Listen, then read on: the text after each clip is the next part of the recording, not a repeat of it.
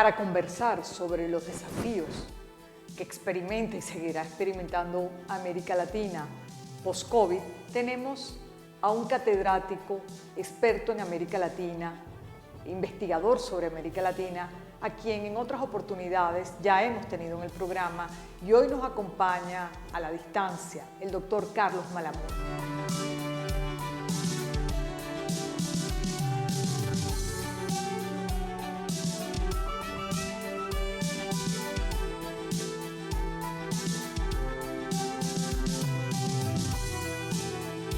Carlos, bienvenido a la distancia, pero siempre cerca, gracias a la tecnología y a tu disposición de compartir tus conocimientos sobre América Latina con todos nosotros. Gracias. Muy buenas, María Eugenia.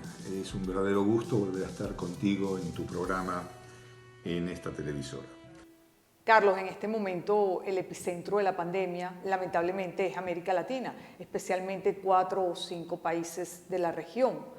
Y yo me pregunto, y todos nos preguntamos, si es lo que estamos viviendo en este momento, una crisis y una emergencia sanitaria sin precedentes, evidentemente por todo lo que traíamos atrasado en deudas sociales grandes países de la región, o especialmente algunos países de la región.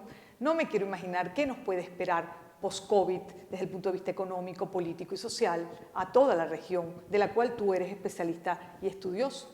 Es verdad que la pandemia está afectando de una manera muy seria a todo el mundo y especialmente a América Latina, que se ha convertido en las últimas semanas, meses, en el epicentro global, a tal punto que hay 5 países de la región, como son Brasil, Perú, México, Colombia y Chile, que están entre los 10 más afectados en términos absolutos por el COVID-19, pero también hay un 6º país, Argentina, que ocupa el 13º lugar, todo lo cual nos da una idea de la magnitud del problema que estamos afrontando. Sin embargo, en todo este contexto y pese a las dificultades, lo primero que hay que tener en cuenta es que hay una gran dificultad de hacer predicciones de futuro, de plantear escenarios, porque es muy poco lo que estamos sabiendo, lo que conocemos sobre el funcionamiento de la pandemia y también sobre sus consecuencias. Cuando empezó a plasmarse la importancia que tenía el virus y cómo va a afectar a la sociedad global, se dijo que iba a haber un rápido hundimiento económico seguido de una acelerada recuperación, la famosa V o V corta. Sin embargo, a medida que las dificultades para contener al COVID-19 fueron surgiendo, a medida que hubo que extender los confinamientos y los estados de excepción, se hace mucho más difícil, cada vez más difícil, hacer predicciones de futuro, tanto económicas como sociales y políticas. Sin embargo, hay algunas cosas que sabemos y que conocemos con bastante exactitud, como por ejemplo que la pobreza, la extrema pobreza y la desigualdad van a aumentar en América Latina, que también va a aumentar el desempleo golpeando a los grupos más desfavorecidos, que va a haber problemas de alimentación y desnutrición que van a también afectar a los mismos grupos y sobre todo a los sectores de menores recursos. Los grupos más golpeados van a ser las mujeres, los jóvenes y también esa extensa franja de trabajadores informales que tanto caracteriza al continente y que ha sido una de las causas por las cuales este se ha convertido en el epicentro mundial del problema. A corto y mediano plazo de 2 años, como habla la Organización Mundial de la Salud, pues la crisis va a aumentar, la crisis post-COVID. Y sin duda las economías menos diversificadas son las economías que tenderán a sufrir mucho más. Los países exportadores de petróleo, de minerales, de gas, por ejemplo, Venezuela, Ecuador. ¿Cómo lo ves tú según las investigaciones? Las economías latinoamericanas, especialmente las de América del Sur, son exportadoras de materias primas, comenzando por alimentos, pero también minerales e hidrocarburos. Sin embargo, la crisis económica, efecto de la pandemia del COVID-19, no va a golpear por igual a todos los países. Habrá economías más afectadas que otras y las que van a ser menos golpeadas van a ser las productoras de alimentos, ya que las sociedades deben seguir comiendo, deben seguir alimentándose. Por el contrario, las que van a sufrir con mayor intensidad los efectos de esta crisis van a ser los productores de combustibles fósiles, de gas y petróleo básicamente, y en este sentido el continente americano, todo el continente americano es el más golpeado en términos globales, comenzando por los efectos que esta crisis está teniendo en Estados Unidos, en la producción de hidrocarburos de Estados Unidos, pero también países como Ecuador y Venezuela se van a ver afectados. ¿Y por qué? Porque cuanto menos diversificada sea la economía y las exportaciones, y este es el caso tanto de Ecuador como de Venezuela, peor lo van a pasar. Y aquí, lamentablemente, las noticias para Venezuela no son buenas. Para dar respuesta a la profunda crisis sanitaria y por lo tanto social y económica presente y post-COVID, pues los países requieren un nuevo enfoque, tal vez un nuevo pacto a largo plazo que permita reconducir a los países por la senda del crecimiento, del desarrollo y del equilibrio. ¿Qué piensas, Carlos? María Eugenia, básicamente este es el momento de alcanzar un nuevo contrato social entre todos los grupos que forman parte de los países latinoamericanos, un nuevo contrato social que permita alcanzar los consensos básicos para impulsar las reformas estructurales tan necesarias siempre, pero más en un momento como este. La cuestión es si aquellos sectores sociales involucrados, comenzando por las élites, y cuando hablo de élites hablo de todas las élites, tanto las nuevas como las viejas, tanto las económicas, las políticas sociales como las culturales, están por la labor de afrontar este gran desafío y de llegar a esos grandes acuerdos que implican alcanzar e impulsar ese contrato social del que hablaba.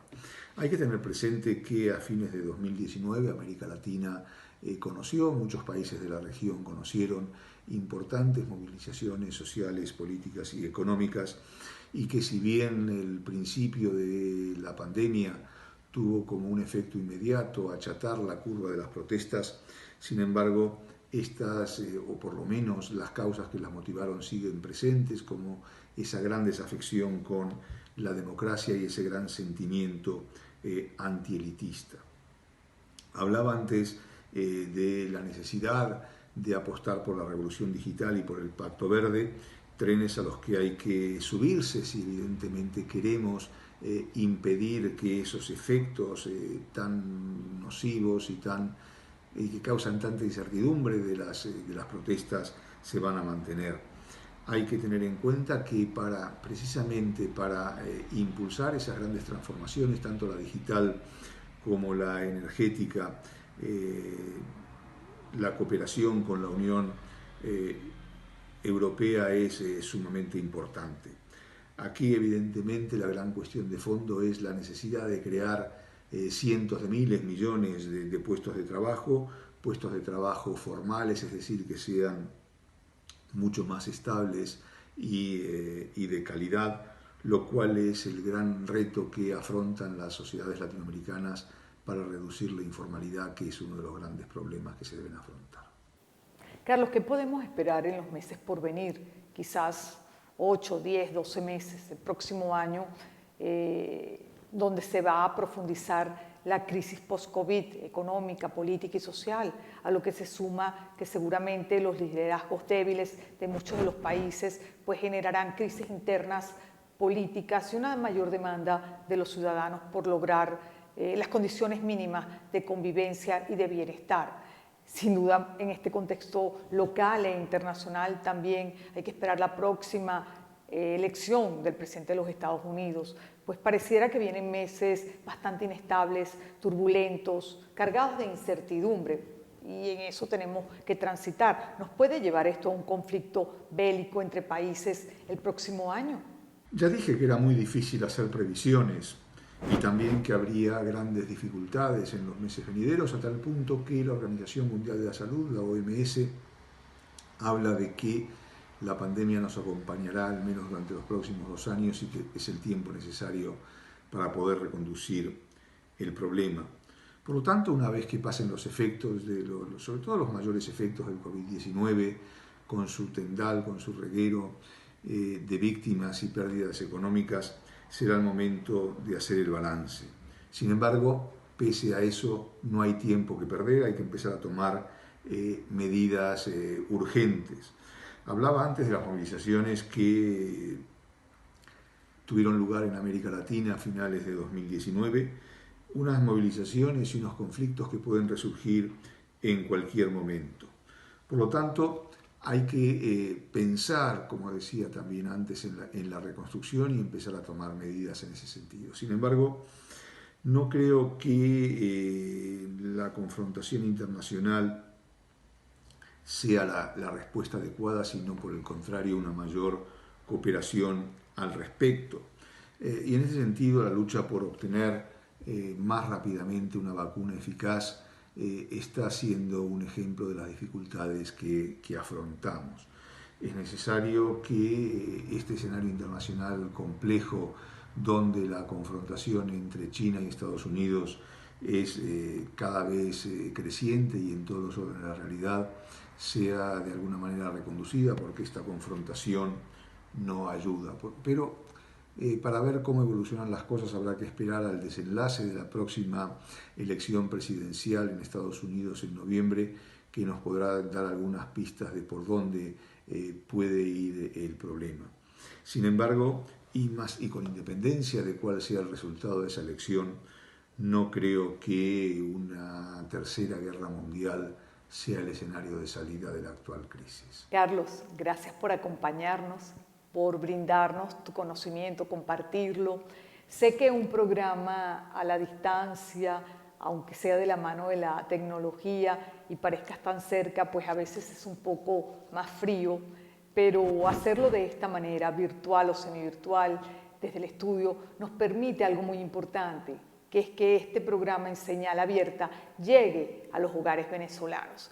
Entonces, así te podemos tener en varias de las plataformas, te podemos tener en televisión abierta, en nuestro canal de YouTube y por supuesto compartir tus conocimientos en breves cápsulas en las redes. Así que muchísimas gracias de nuevo por estar con nosotros y por compartir este espacio. Gracias.